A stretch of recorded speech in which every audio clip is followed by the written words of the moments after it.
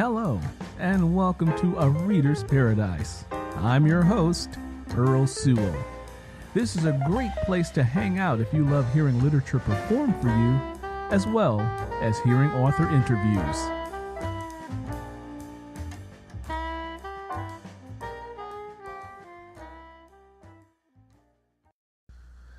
Hello, everybody, and welcome to episode 6 of A Reader's Paradise. In this episode, I'm going to share with you an interview that was done of me by Michele Barard. She is with the Love, Lust, and Lovers podcast that airs on Blog Talk Radio. In this interview, we talk about a number of things ranging from my work, what I'm doing, and also we even talked a little bit about Black Panther. We were talking all things writing, literature, society, and culture. So I do hope you enjoy this wonderful interview that I had with her. Also, one of the things that I want you to keep in mind is that at the beginning of the interview, she inadvertently calls me Eric, but she catches herself and changes course and remembers that my name is Earl. Also, for those of you who listen now on iHeartRadio, thank you for tuning in and listening through that platform. I would love for you to follow me on social media, in particular on Facebook. You can find me at www.facebook.com. And you can find me at Earl Sewell's Think, Write, Inspire. It's a special group that I have for readers that I created. And you can go there and you can follow my daily posts there. And that's Earl Sewell's Think, Write, Inspire. And it's on Facebook. And for those of you who do not know how to spell my name, it is Sewell. And first name is Earl, Earl. Also, if you are interested in purchasing one of my novels, you can most certainly hop on over to Amazon, Barnes & Noble, or iBooks, and you can just type my name in the search box, Earl Sewell, and all of my titles will come up. So, with that being said, let's go ahead and jump right into the interview. Now, tonight's guest, a lot of you already know, he is just fabulous, and I am super excited to have him on the show. I know a lot of you guys are already familiar with Ed Sewell and his work, but let me tell you a little bit about him. National best-selling and award-winning author Ed Sewell has written over 20 novels and has had his work featured in several anthologies and magazines. He has won literary awards for the novels The Flip Side of Money, Keisha's Drama, and Maya's Choice. In addition, the American Library Association placed several of his teen titles on its widely distributed Reluctant Readers list. Sewell is a voice-over talent and has narrated several books written by other writers and has done voiceover work to promote products and inspirational videos.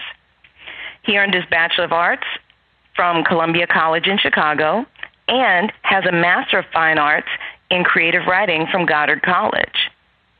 Earl is also an endurance athlete, as if the rest isn't enough, right?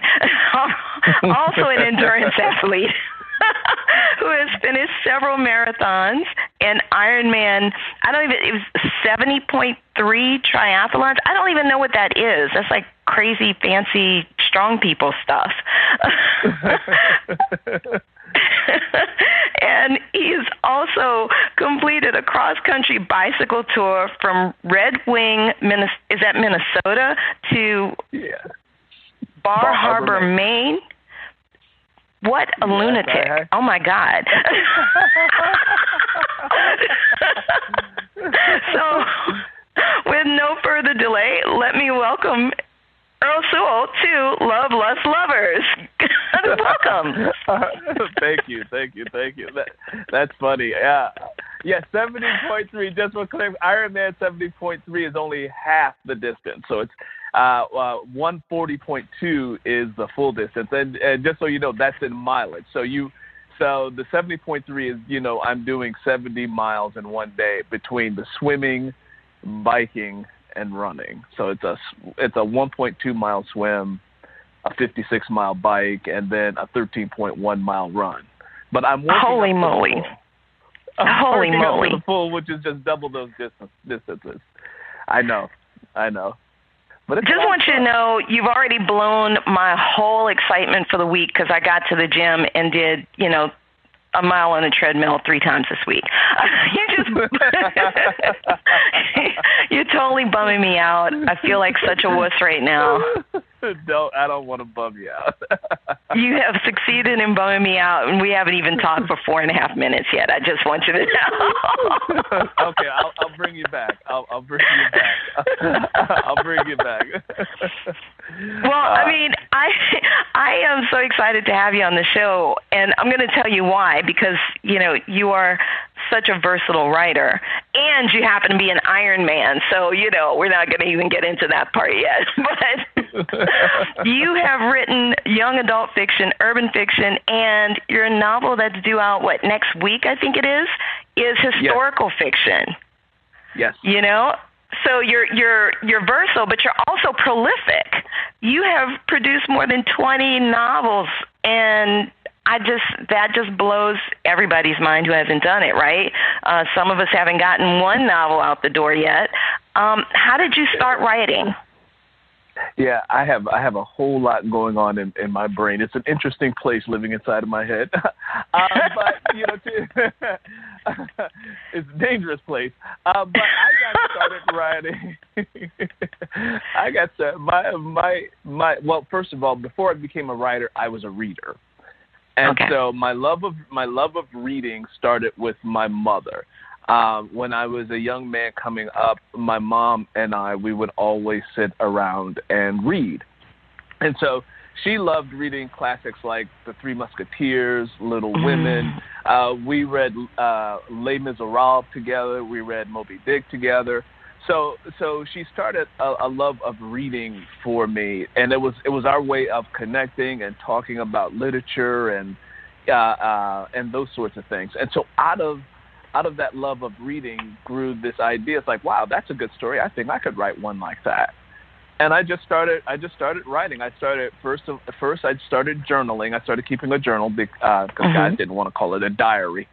I started keeping a journal. And with the journal, I started putting short stories in the journals, and I just kept them going. And eventually the short stories started turning into, well, let me take a shot at writing a novel. And then I had a couple of attempts at writing a novel that really didn't go well. So for writers who say, oh, I've started and I stopped, yeah, I did that too. But eventually I came across a really good, strong storyline and plot that I was passionate about, and I was able to get through and finish it. And that book became Taken for Granted, which was one of my first books. Okay. And when was that published?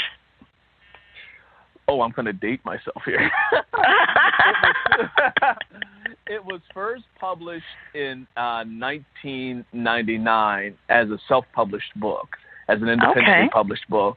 And then it was picked up by a major publisher in 2001 and reissued in 2002. And the rest, as they say, is history. Because out of that work of literature, I was able to continue getting contracts to write more and more books. And it was great because I had so many stories to tell and so much in me that needed to be expressed. And then when I went back to do a master's degree, I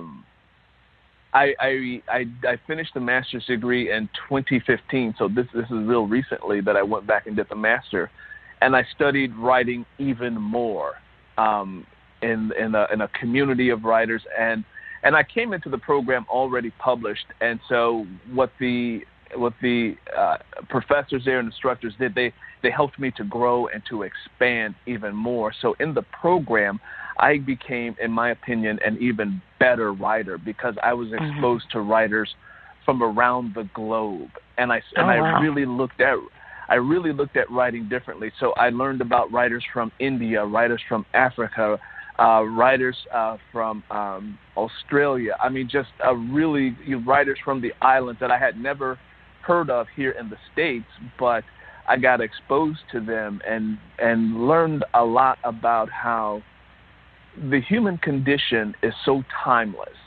No matter, and as writers, we tend to write about the human condition and those things that we have to deal with as human beings and the lessons that we learn from them and how we get through them is what makes reading so much fun, because we can see ourselves in the dilemmas that the fictional characters may be in, and we put ourselves in that, and we try to figure out how we would have handled it, or we enjoy the journey of watching someone else get through the complications of the fictional life. That, oftentimes, there's a fine line between fiction and reality. And so when you walk that, fine line, sometimes fiction can feel so real.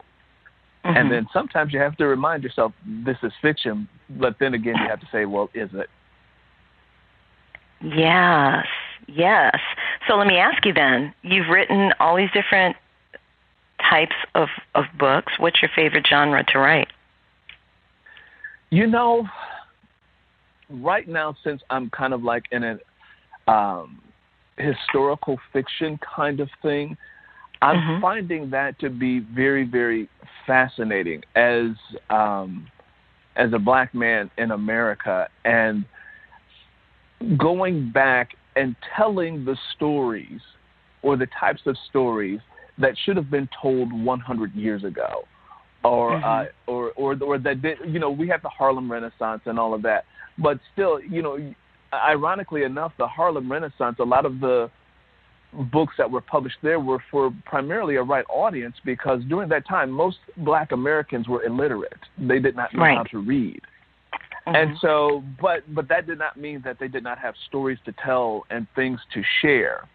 And so it has been a real journey for me to go back and try to capture some of what was lost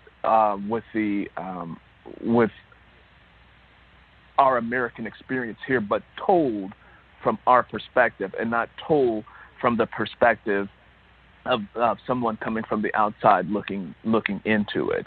And, just like, for example, one of the things that you may not know that actually happened in history is that in the late 1800s, the United States Army commissioned a group of black cyclists. And these black cyclists, Spalding Bicycles sponsored them, and these black cyclists rode up the United States. The idea was that they were trying to figure out a better way to have transportation during times of conflict. And so since bicycles were a relatively new technology, they thought it would replace a horse. So these men became some of the first endurance athletes around, and they bicycled across the United States. And that's a little known historical fact. And it's like, wow, to take that sort of story and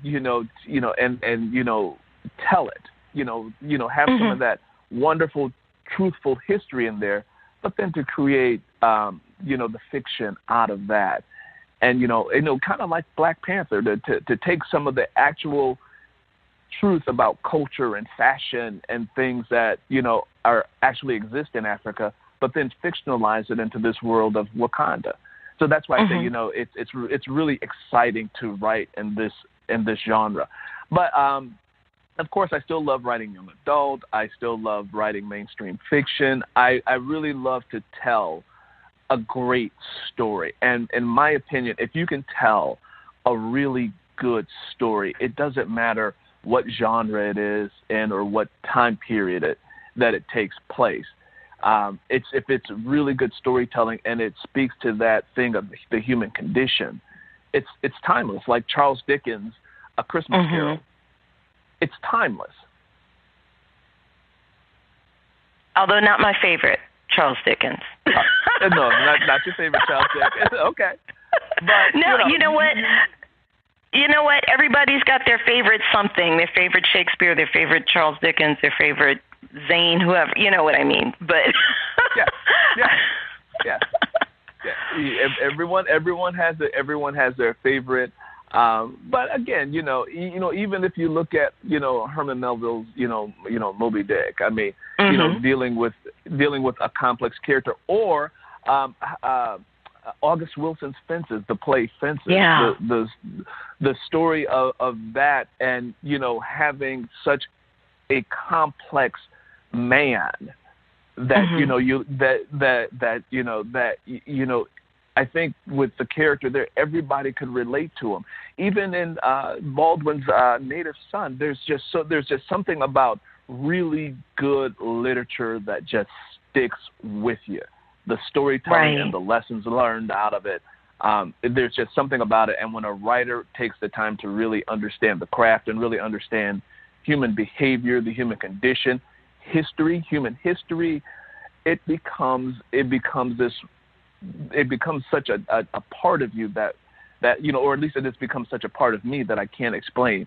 It's like I have to write, and even right now I have competing characters talking about it's time to write my story. It's time to write my story. So I have about 4 books going in my head right about now. Wow. That's awesome. Well, actually, now something you said, I have 2 questions, and they're kind of related. The first one is, what makes a good story? What makes a good story? I think, first of all, you have to have a character that readers care about. And they have to be dealing with something that is keeping them from getting what they need or what they want. And it has to be worthwhile. For example, things that I don't like to write is predictable stories or cliche stories or stories that the reader's like, oh my God, I could have predicted this, or have a reader say, oh my God, Stevie Wonder and Ray Charles could have predicted this story. I mean, because you can, because it's so cookie cutter or so, just so plain and simple. So I think a good story takes the reader on a journey that the reader does not expect, where the reader says, okay, I think I have it figured out, but then something else happens and you're like, wow, okay, I didn't see that coming, now what? Also, a good story gets a reader emotionally involved. So the writer has to know how to pull on readers' emotions through the written word. So when you become emotionally involved in a book, that's when you find yourself, trying to go to sleep, but you can't go to sleep because you're trying to finish one more chapter. And then when you get to the end of that chapter, you're going on to the next chapter. The next thing you know, it's 4:00 in the morning, and you're like, oh my God, I can't believe I stayed up all night reading this Been book. there, done that, bought the T-shirt. And so I think when a writer can do that and have some of those basic components, I think that makes for really good storytelling. Well, Earl, you said something else that now I'm going to hold off on my other question for a second, although that's actually, these two are related, so I'm going to ask you. You said that the character should have something that's keeping him or her from getting what they want, and that what they want has to be worthwhile. And the reason I'm bringing this up is because my other question was related to kind of that concept in a way. Like, my question is, well, who decides what's worthwhile? And the reason I ask that is because I have seen, I have read where other writers, African American writers, have gone into graduate programs and have been presenting their work, and they've had professors, white professors, say things like, well, that's not realistic, or I'm not buying that. That doesn't seem realistic. And one in particular I remember was this African writer who her white professor didn't buy, that they basically said her life was invalid because she was writing from a perspective of a, I guess, middle class or upper middle class African person. and they had cars. Chimamanda? I think that's who it was. Yeah, Chimamanda Adichie Ngozi. Yeah. So and so, you know, it was like, oh, I'm not buying this. And she was like, I don't know. That's how we live in our house. You know what I mean? Yeah. We have cars. We have, you know, a maid that comes in and helps my mom. You know what I mean? Right. So, you know, that gets to me to be the question of two things. One, who decides what's worthwhile? Because that may be a separate question. What's worthwhile for the character to go after? Who decides that, number one? But number two, what about when you're writing and there are these people who just don't understand, particularly as writing from African American perspective, don't get the culture, and so, you know, they're like, oh, this is unrealistic. This doesn't work. This is a bad story. Right. So I'll answer that the way Chimamanda answered it, and she calls it the danger of the single story. You see, this is why Black Panther is getting such an emotional connection with an audience, because we get to see a different story of Africa or a different perspective. And so when you have people who don't understand, you know, something culturally, it's because they've been fed a single-sided story. And generally that story is of a stereotype. And it's not that stereotypes are untrue. It is just that stereotypes are not the full story. So, but you can get a perspective of a stereotype and it's magnified. And then, you know, people just believe that that's the whole story of just that narrow vision of a stereotype or a particular behavior of a culture. And so when you have someone or a culture for generations after generations who's been fed a single-sided story of just this is the way this is, when you present something that is in conflict with the story that you've been fed to, you know, consciously and unconsciously, when you are fed something that is in conflict with that causes psychological pain for people.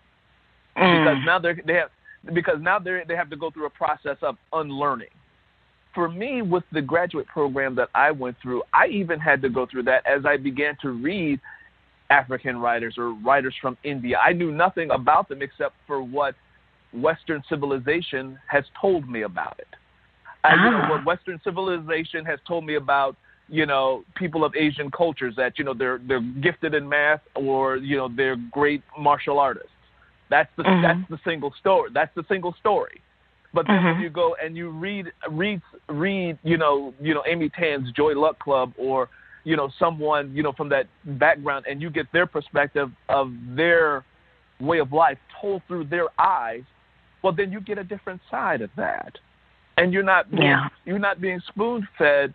I mean, even as African Americans in this country, and with our society that we've been struggling through, you know, media and other places, you know, for so long, they've been told a single-sided story about people of African descent in this country. Even down to the, you know, for generations, they were told that. And so when you have, like the wonderful event of, you know, Barack Obama being elected president, that caused psychological pain for a lot of people, because that wasn't the story or the narrative that they were told. And then the funny thing about the human condition or the human brain is when you are presented with evidence that is in conflict with what you've been taught, 9 times out of 10, it's safer for you psychologically to hold on to what you've been taught instead of embracing something that's new. And so, you know, who decides, you know, what's a good story? Well, for too long, it has been decided by people who have a narrow-minded vision, who only wanted to show the world in a particular light, and it was from a particular perspective. And so that is why it's so important for not only people of African American descent, but people around the globe to have the ability to tell their own stories. and to tell them in their fullness and richness and all of their wonderfulness, so that we understand that, that a problem that's happening in an urban city in America can be happening in another place halfway around the globe in a Chinese community. And then that's what I talk about, the wonderfulness of the human condition. We're all human, and the last time I checked, this is the only place we have to live is on this planet. So, until we can get off planet, we are all here together. And, who's to say that your story is better than this story, or, this story is better than that story? No, they're all good stories. It's just, how it's presented and how it's told. But, you don't tell somebody that your story's not valid because from my narrow vision, I can't envision that. Matter of fact, that's what they told George Lucas when he wrote Star Wars.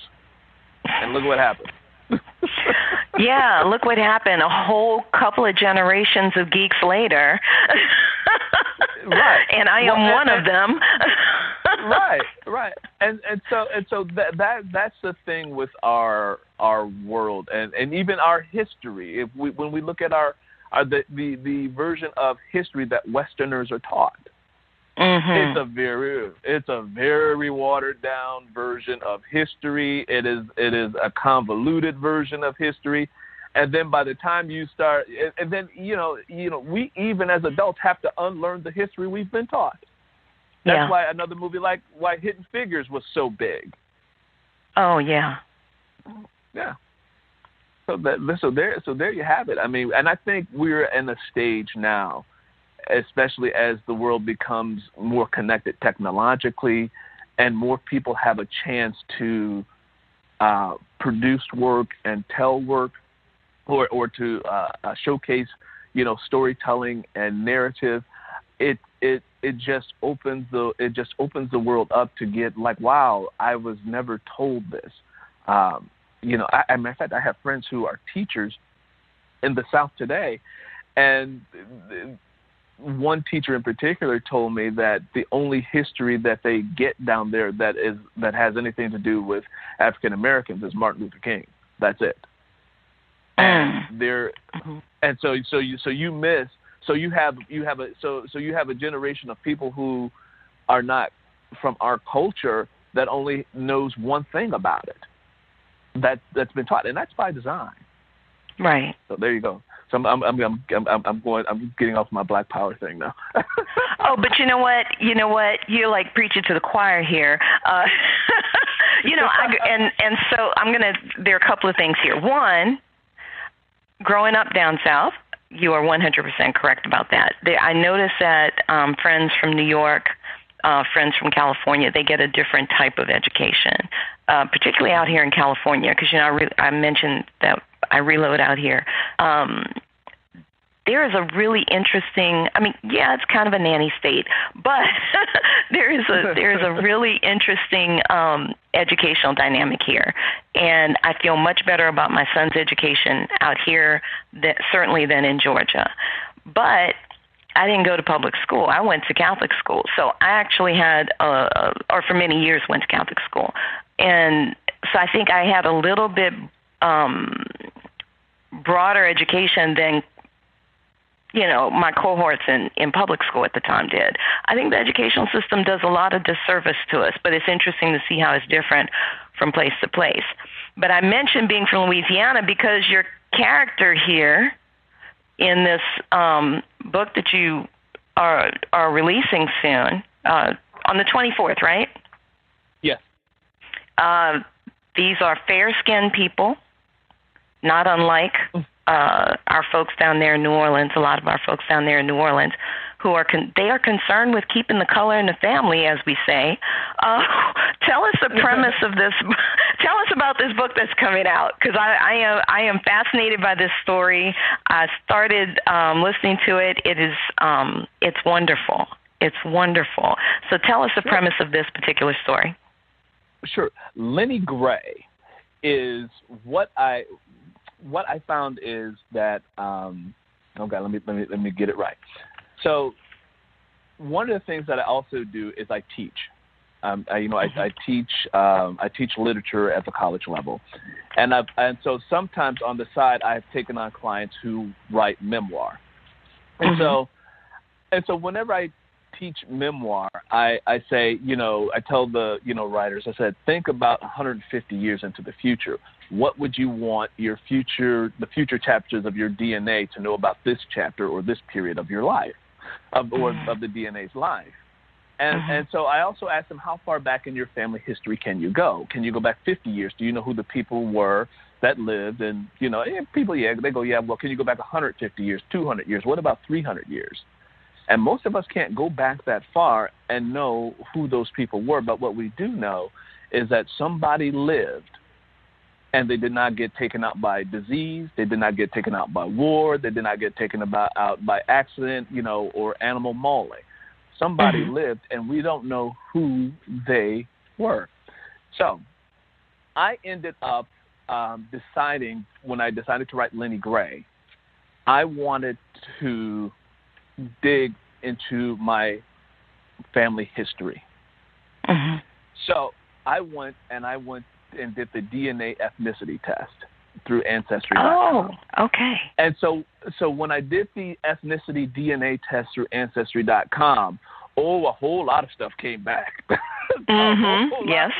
Because when you shake that family tree, some stuff comes back that I was like, wait a minute. So there was the part of it. There was the myth that we had Indian blood in our ancestry. Well, when I checked that, there is no Native American nowhere. It is West African and European. And so then I was like, well, where did they get this narrative? So again, going back, I'll come back to that. So going back to Lenny Gray spawned out of the fact that my father is the baby of 18 children. Wow. My grandparents had 18 children. And so out of that 18, only 2 are living today, and that is my father and his sister, who will be 86 this year. And so when I started saying, well, let me look into the family history, I started saying all these people and names that I did not know. And so then I realized, well, wow, the people who lived, that they're gone. I don't know their stories. I don't know what happened to them. And so I interviewed my aunt, who was 86, and out of that 18 children, she's somewhere in the middle of that. So there were children who came long before her. And so through her experience, because she was born in the 1930s, I was able to pull out information about what it was like growing up in the South, in the heart of Jim Crow and segregation. I mean, she was really gracious, and she really let me know what it was like. And so out of what she was able to tell me about the family history, I then decided to construct a fictional story called Lenny Gray, and to follow a family for 30 years from 1918 to 1951. And so one of the things that it helped me, because it was not only a creative journey, but it was a spiritual journey, and it was a journey of seeking understanding. Because, as you know, for example, when slavery ended, there was no psychological help for people of color. There was nobody to say, okay, let's help you deal with, the fact that you were raped, or the fact that your family was split up, or the fact that you've lost children. There was none of that. So we as a people had to figure out, how do we move forward? And so when I did Lenny Gray, and I really looked at what it meant to have that many children, and then I realized you cannot be there emotionally for that many people. You cannot be there financially, or they couldn't be there financially for that many people. They couldn't be there spiritually for that many people. There were so many areas of lack that came out of that. And there were so many levels of oppression that came out of that. There was so much that would make us today just crack and crumble. But we didn't. And so Lenny Gray follows this particular family from 1918 to 1951. and follows them through American history and the things that happened. For example, there's a chapter about the Great Flood of 1927 that wiped out a lot of Louisiana and the South. Mm-hmm. There is the Spanish flu pandemic that hit 100 years ago, that the flu became airborne, and if someone sneezed and you breathed the spores, it would kill you in 24 hours. And now keep in mind, also during 1918, African Americans couldn't go to a doctor. Right. So you had to, if you got sick, it was like herbs and roots and whatever they could to try to, help you out. And so it marches forward. It marches forward through in time, where, you see things like the Harlem Renaissance happening there. You see things like one of the scenes in there is like when the movie Gone with the Wind came out, and how a lot of white Southerners loved the movie Gone with the Wind, but how it portrayed black people. Right. In that book. And credit to Hattie McDaniels, who played, Mammy. She won an Oscar for her performance in that. Right. But, and goes forth through the Joe Louis fight, and what Joe Louis meant to not only America, but to black people at the time. It's like what Barack Obama means to us in our time. Joe Louis meant that, you follow me, in his time. Yeah. And so you see where these people are as they're trying to move through life, and as American history is happening around them. And it is really a fascinating story, not only from a perspective of my journey into my family history, but from the perspective of I understand how we got here now, from an emotional perspective and a psychological perspective and a financial lack perspective. I mean, a really deep, intimate understanding where it's like, okay, I get it. I know how to break, particular cycles, because I've done the introspective work, I've done the journey, I've looked into it, and out of all of that tragedy, I brought forth something creative. And hopefully through that journey of me telling this story, other people will say, oh my goodness, and I understand, how a black man can get so frustrated and he has no sense of himself, and how, he ends up abusing and hurting the ones that he loves the most and the ones that love him the most, because he's underdeveloped. He struggles. He struggles to understand, and how a woman, in that time, in 1918, 1951, there was no such thing as birth control. So every time that you had a relation with your husband, you ran the risk of having a child, and then not all the children lived. So so there's so many different dynamics that I don't think a history book can tell you, or a history book can capture the way that historical fiction can capture some things, because it really gets you into an intimate position with the characters.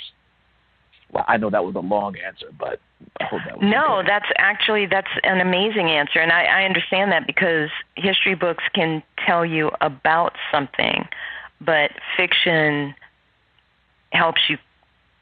Well-done fiction helps you feel something. Yeah, helps you experience it. Helps you to experience it. It helps you to experience. And so that's what I mean, when I said earlier that historical fiction, at this point, is I'm just truly fascinated by this genre, because there are others who also do historical fiction, exceptionally well. And then not even only historical fiction from an American standpoint, but from a global standpoint. I read a book, Half of a Yellow Sun by Chimamanda. And when I read that book, I knew nothing about Nigerian history. I knew nothing about Nigeria. I knew absolutely nothing about Nigeria. But I knew nothing about the different tribes that were, having, I knew nothing. But when I read that book, I got so excited that I was like, oh my God, this is a part of world history that I don't know. And what it did for me is the historical events that she intermingled into her story. It caused me to go to YouTube and Google and look up the actual wars. and look up the actual news stories and look at what the facts were. And I was like, oh, my God, what a way to open up your mind. What a way to grow. What a way to get intellectual knowledge. And then, what a way to have more things to talk about when conversing with people. You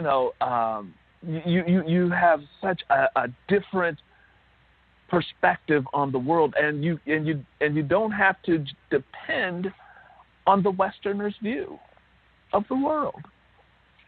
So I mean, it's just fascinating to be able to read historical fiction or read something from a different culture, then at this stage where we're technologically advanced, have the ability to go get information and get it. Like, even when I read South African writers, I didn't know anything about South Africa. It forced me to go learn the history of South Africa because I wanted to know more. I was like, wow, what a phenomenal people that came from the continent of Africa. Right. Just phenomenal people and cultures that our civilization or our society has only given us one image of, and that's poverty, sickness, and starving children. Right. And, yeah. But anyway, so Lenny Gray is my attempt at not only trying to understand my own family's journey, but through the commonality of experience of African Americans, hopefully it helps others to understand what, previous chapters of their DNA history or their family may have experienced, and not just from a perspective, slavery happened and then there was Jim Crow and then there was the KKK. No, there's more to it than that.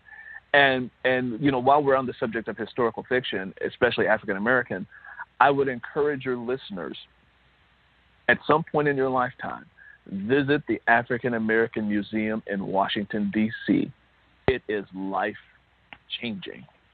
Wow. It is a life-changing experience because as I was doing research for the book, I visited that museum so that I could really, really understand and see the propaganda that was spread, and to see the dolls that were spread, to see the news flyers that were spread, to see all of this literature that was spread to give you a particular perspective of Black people and how we created our entire society around that. And we're still struggling with that to this day. We're still struggling with that because we're trying to break that image, trying to say this no longer applies. This has been a lie. It has always been a lie, and we're tired of you listening to your lies. We're tired of listening to the lies.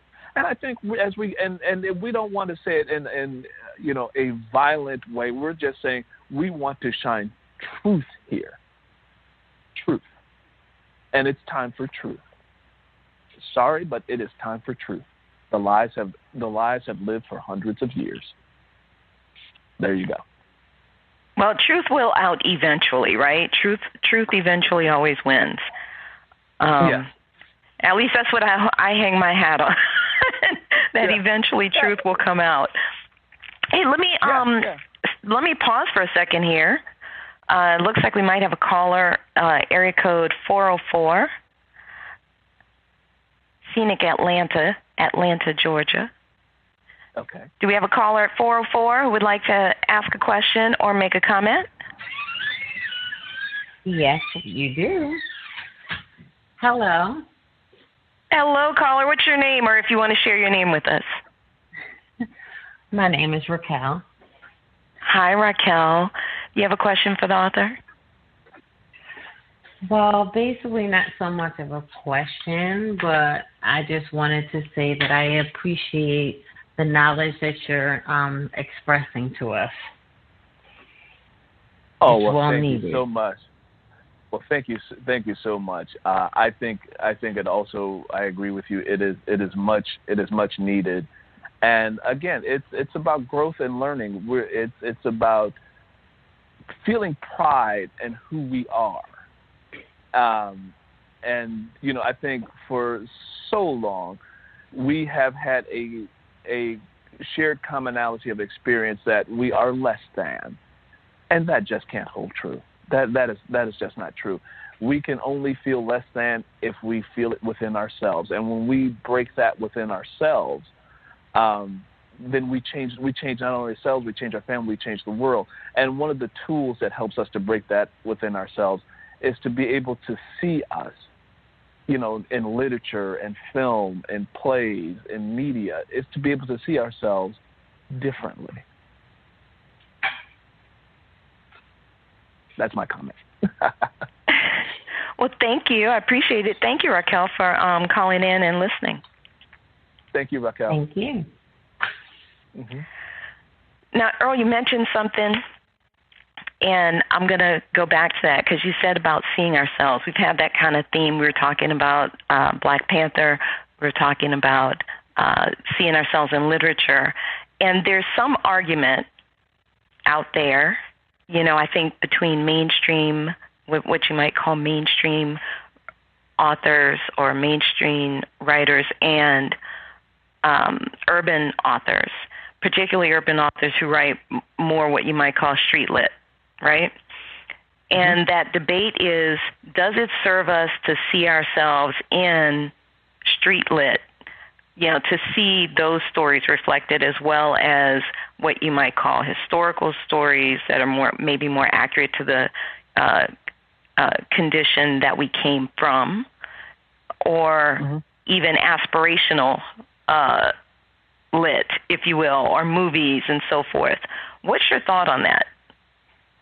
You know what?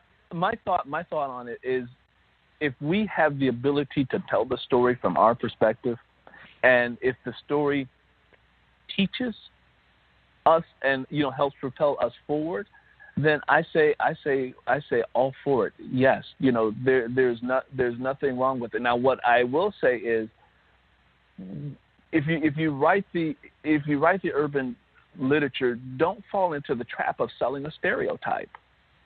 Don't fall into the trap of selling a stereotype. If you want to write about the human condition of living in an area where there's scarcity and lack, and you have generational poverty that comes out of scarcity and lack, and you're trying, and your characters are trying to navigate their way through this world, or through this fictional world that you live in, that's fine. But don't sell the stereotype, because we've always been sold the stereotype. Go beyond that. I mean, a stereotype is not that it isn't true, but again, it isn't the only story. And again, don't sell it just for the purpose of trying to hit a particular audience. Sell it to help somebody grow, to help them become. Because one of the things that I say about literature that is very important, I think, for people to understand, when you write something and you ask someone to read it, you are asking that person to give you permission and access to their mind. Mm-hmm. And that is a very, very important position. It's a privilege to have access to somebody's mind. And so when you realize that, when you're writing literature and somebody picks it up, you're getting access to them in a way that nobody else can, because it's your voice to their mind. It's your characters to their mind, and you're taking up mental real estate there. And so be mindful of that. When if you write the urban literature and you're selling that, understand, are you putting something out there that is going to grow somebody's mind or provide a different level of understanding? Are you going to be able to understand that poverty breeds mental illness? That now you understand why Uncle Joe or Aunt Sally may have been this way, or why Aunt Betsy was always at the church praying for people. Even though she was broke and didn't have any money, she still had her faith to lean on. Do you understand, the sacrifices of that? Because, generational poverty is hard to break, because that's what's modeled for you. But don't glorify generational poverty and then throw in drug dealing and, or whatever the case may be, or if you have to do it, is there a redemptive quality in there? Give me something that I can say, this was an amazing experience. I did not anticipate that from this storyteller's mind. Because there's a book out now called Hillbilly Allergy. That's a New York Times bestseller, where they're talking about the people in the backwoods of Kentucky. And if we take that and say, okay, there's an urban lit for that particular demographic, but the way the story is told, it is told in such a way like, wow, you get why why a certain segment of the population feels the way it does. You get it.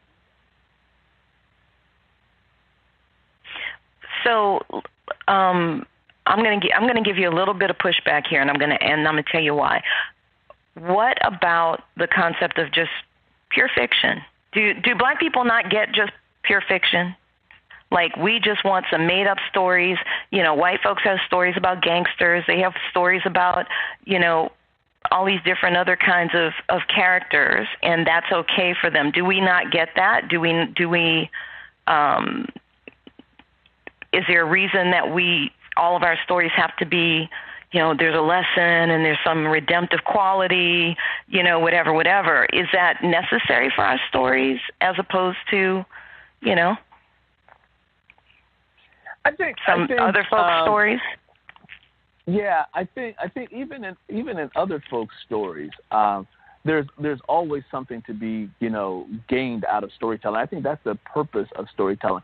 Now, if it's like do all of our stories have to be dealing with our social issues?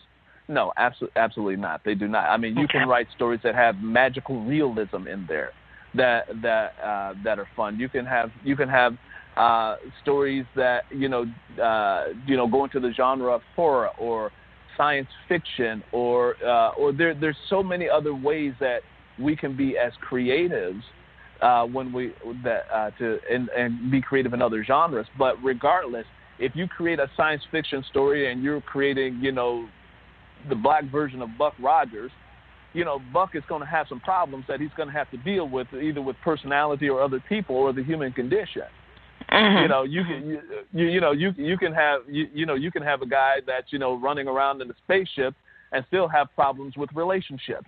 You know what I mean? But the setting or the genre that you're writing in, you're still going to have to deal with the human condition in some way. And again, this guy could be out in space and be having mental breakdowns, based on maybe they came from some planet that was whatever, or they're dealing with, adoption issues, or, they didn't know their mother or they didn't know their father. I mean, the situation doesn't care what color you are.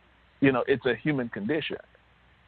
So, but yeah, I mean, gosh, yeah. I mean, to write stories, I mean, there's some people that have such a unique way of telling a story that, that I cannot do. Because I know there's some writers who can write science fiction or fantasy authors, like people who can write like the Harry Potter or The Hobbit or something like. I mean, I wish I could stretch to that point, but that's just not my gift. But for those who can, or those who create movies like The Matrix or something like that, that is awesome. That is awesome. I mean, and I think as writers, as we continue to explore the craft, or if if there's a young listener out there, or somebody that's getting into it, and they say, well, I haven't seen a Black writer write in this genre. Well, then go do it. You be the first. You go do it. Go show the world what you can do. There's an audience for it. That's what I say. It doesn't always have to be a socially, necessarily a socially conscious thing, but, let it be exciting. Well, and that actually brings me to my last question.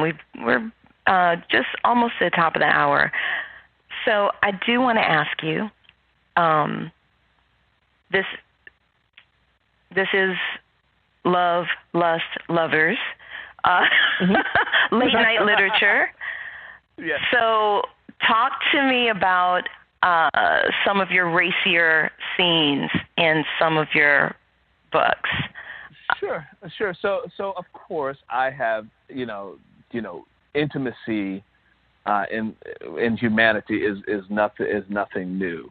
I remember in one of my novels that I think it was Taken for Granted, where I had to get to the romantic scene or the love scene, if you will. And I remember struggling with that because I was sitting there saying, okay, should I just, say, okay, they made love and that was that? And then I thought, if I went to see Star Wars and it got to the point where, Luke was fighting Darth Vader and it just said Luke won. And you didn't see Luke get his hand chopped off, and you didn't hear him say, "Luke, I am your father." Would that have been the same experience? And the answer was no. No. And so the answer was no. And so I remember, having fun and being creative. I said, well, this was my opportunity to show physical activity in a very creative way, and not writing sex just for the point of shock value or just writing sex, because I think everybody gets the sex. We can sexualize men and women. We can do that. Our society has mastered that. But with the racier scenes, I have been guilty. I will admit I have been guilty of, sometimes just being out there and writing some really explicit stuff for the sake of writing explicit stuff. But I would like to think that as I have matured, and I come to understand, the explicit stuff is good when it's done well. Mm-hmm. I mean, when it's done well, and it has the emotional and mental and time and other components, the tension and the wanting and the longing and the lust in there. When it's done right, it can be an amazing experience for the reader to go into this world and feel what these characters are going through in their emotions. And so I like to have stuff that's really well done. And so it's funny, it's like the guilty pleasure, right, when you read erotica. So yeah. I have a ton of erotic books that I find my guilty pleasure in reading from time to time. I'm like, ooh, I think I want to read something racy. So who's your favorite writer of erotic books? Oh my God, I don't have a favorite. I know there's this one book, and it's supposed to be this memoir of this guy that went around the turn of the 20th century and hung around with people like Harry Houdini and the captain that sank the Titanic, and was writing about their sexual exploits as they were told to him. And I was like, really? So, wow. You hear things of like, yeah. And so there was, there's this other book. I can't think of the name of it. I think it's on my iPad. But it was this wonderful story about this English professor who was helping this person who, this wonderful man who did not speak English. And she ends up saying, okay, he was wealthy. And she says, well, if you help me with this, I'll help you with English. And they had themselves a little hot little time in there. And so, so it's like, I really like when I get a full story in there. I really like it when I'm like, ooh, or the language, and because I'm a lover of language, but when you're writing erotica and you have the right language, you have the right sort of flirtatiousness and the right innuendo, with it. For example, I don't know if you know, back in the 1930s, there was an actress named Mae West who stole a lot from black women. Okay, and so Mae West was a master at innuendo. And so she would have lines like, "It's not the men in my life, it's the life of my men." Right. You know? Yes. It's like, oh, okay. And so, you get the innuendo and you're like, okay, all right, keep talking that stuff. Keep talking that.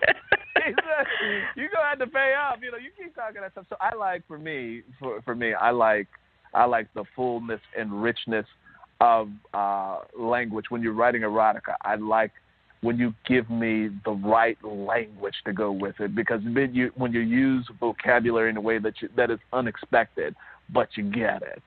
That's what I like about erotica, because I was like, ooh, I'm going to have to try that. Ooh, I'm going to have to say that. Ooh, that's an interesting one. So you're getting your pickup lines, you're getting your tone, your love talk. Yeah, because you're getting all that, and then when you have your partner or whatever, everybody has their little signals.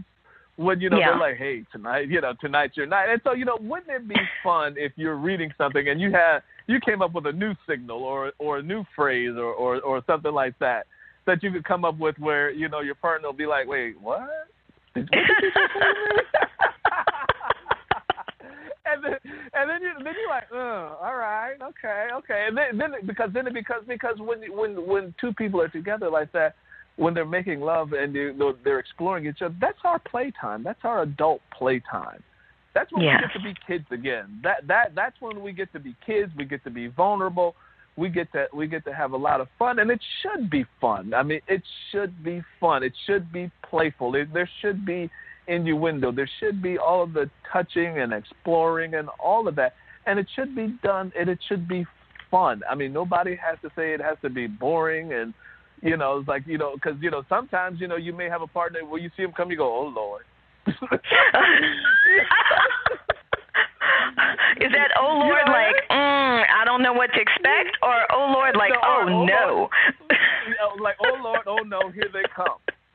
And then you find yourself having fantasies about somebody else. I wonder what it'd be like with this person. Oh yeah, okay, you come here. Let me have my fantasy. And so you don't want to look at your partner that you're intimate with, and they give you a signal, and you're like, oh God, I got a headache. You want to be someone's vitamin and not their aspirin. Oh, goodness gracious. Vitamin. That's it, everyone. Listen, you must aspire to be the vitamin, not the aspirin. I think that's good. Quilt that on a pillow, y'all. Yeah, it's like, oh, no, you don't want to see somebody come and like, oh, no, I'm going to need an aspirin after this. And you want to have great sex play. You want to have, for example, like one, how do I say it? I think Barack and Michelle have a sexual tension and eroticism about them that is so subtle. They are a beautiful couple.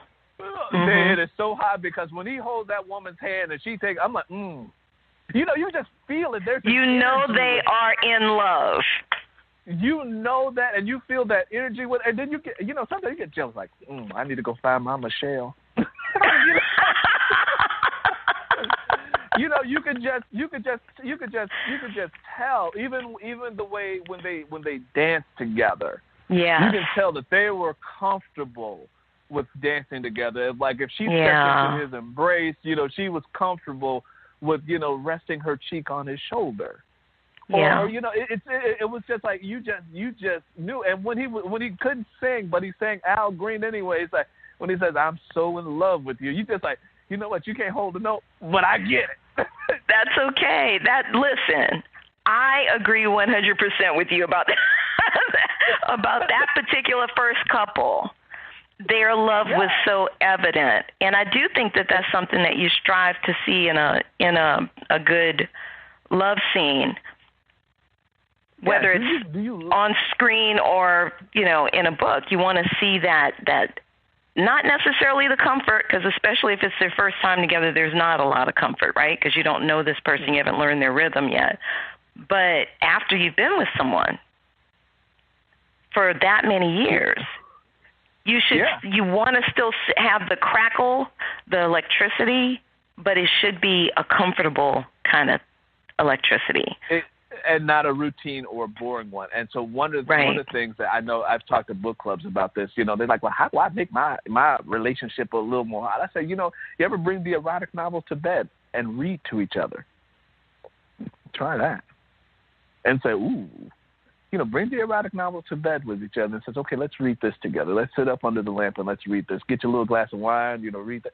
And say, let's read this. Let's go on this mental journey into this together and see what happens. See how far you can get through the love scene before you have to put the book down.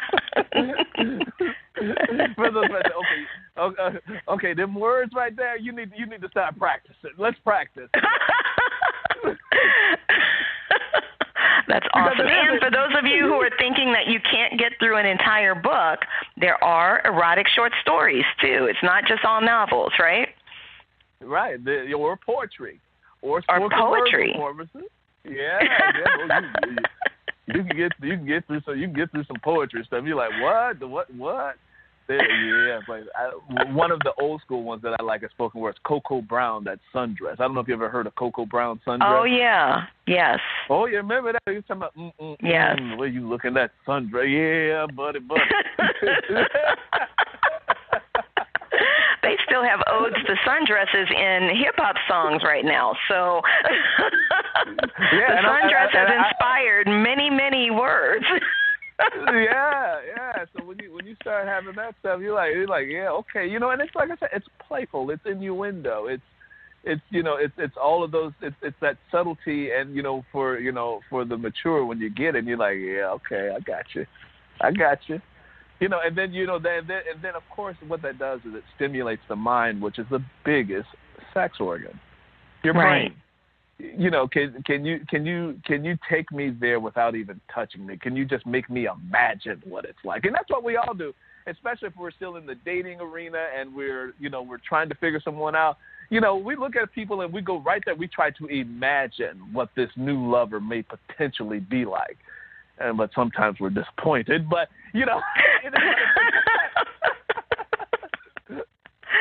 in which case you go back to your books. and you say, okay, then you say, okay, damn, I just wasted a body count. Okay. And never a waste, right? You always learn something, even if it's just about yourself. Yeah, you said never do that again. Sometimes that's what the lesson is. Yes, sometimes that's what the lesson is.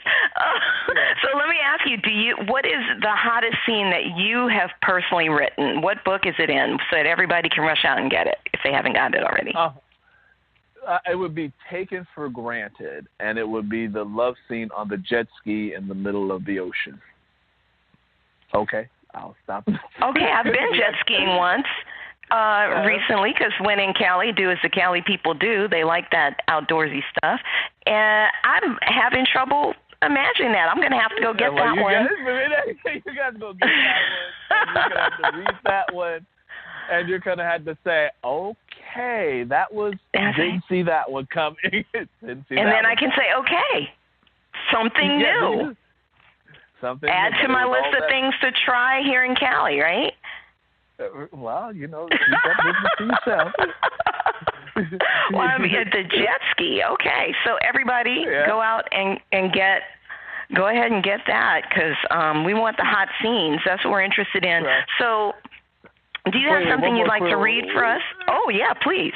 Wait. One more quick thing. I just have to say this because it's funny. Blues music is full of innuendo. It is. And so there was this I don't know her name, but she's funny. She has this lyric that says, "If you can't cut the mustard, don't bother licking around the jar." I was like, now that's a line there, man. She was belting out that blues like, if you can't cut the mustard, don't you bother licking around the jar, because that ain't. And I said, whoa, okay. It's like, I was like, oh, she made her point. Oh, she most certainly made her point. Yeah. Pretty clearly. Yes, very clearly. And you said, "Do I have something to read?" You know what? I do not have anything in front of. I don't have anything in front of me at this particular. If I had known that, I would have had something ready.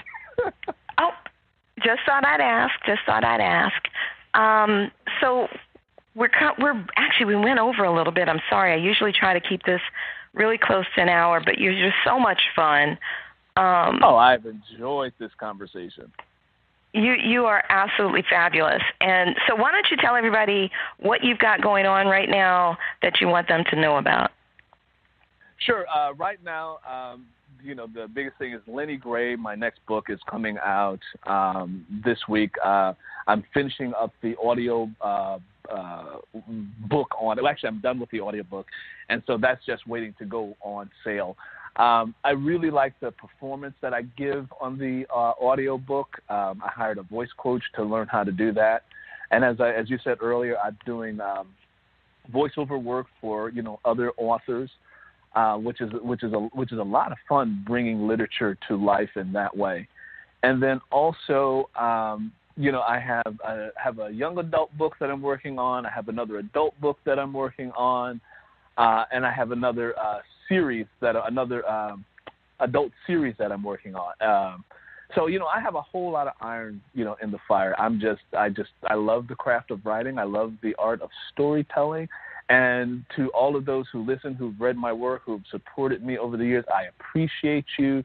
I thank you, and I hope to continue to deliver to you great works of literature. That's awesome. So everybody, make sure that you, and what's the drop date? It's the 24th. Am I right about that, of your book? Yes, it is. So Lenny Gray is going to be available on the 24th. Yes. On Amazon, Barnes & Noble, all the likely suspects, all those places? Yeah. Awesome. All the likely suspects. Yes. Then where can people find you online? I know you have a Facebook page, because I'm stalking you there. Okay, yeah, you can find me. Social media is where I am. My social media platforms are Facebook and Twitter, and I also have a podcast that you can follow me on, and it's called A Reader's Paradise. And there you will hear me perform works of fiction, and I also do author interviews on there as well. So again, if you have a cell phone and you listen to podcasts, I'm on iTunes and I'm on Stitcher, and pretty soon I will be on iHeartRadio. So again, cool. It's called A Reader's Paradise. And so you can go in there and you can, hear me discuss literature and talk about it and, read works and do all. Very cool. Very cool. Yeah. Well, thank you so much for joining me on Love, Lust, Lovers, Late Night Literature. That's our show this week, guys. You can reach out to me online at urbanbookeditor.com or on Facebook and Instagram as Urban Book Editor. Make sure you send me a note. I love to hear from you. Make sure you follow Earl. You will find him on Facebook. He's got his page. He's also got the podcast, so make sure you're following him. Check me out on Somewhere in the Middle, which is the other show that I host. You'll find me at bit.ly/Somewhere in the Middle Radio. You can also find the replays at bit.ly/Somewhere in the Middle podcast. And again, a big, big shout out to Beverly Black, Tribe Family Channel, and all the members of Tribe Family Channel. It is a pleasure. It's an honor to be a part of it. Thank you to our sponsors, creators of the Play a Line book series and relationship enthusiasts, Hosea and Tinsley Brooks. And a huge, huge, huge thanks again to Earl Sewell for being with us this evening. You guys be good. Stay mindful, remain prayerful, and I will see you again on Love, Lust, Lovers, Late Night Literature on Friday. What is it, March 2nd, I think? March 2nd. It's going to be 9 p.m. Eastern, 8 p.m. Central, 7 p.m. Mountain, 6 p.m. Pacific, and our guest will be Donna Hill, Essence bestseller. Check it out. Make sure you're here to hear that interview. Peace and blessings, y'all. Well, I hope you have enjoyed that interview. I know I most certainly had a wonderful time being interviewed, and I truly enjoyed the conversation. Until next time, happy reading. Talk to you soon, everybody. Bye-bye.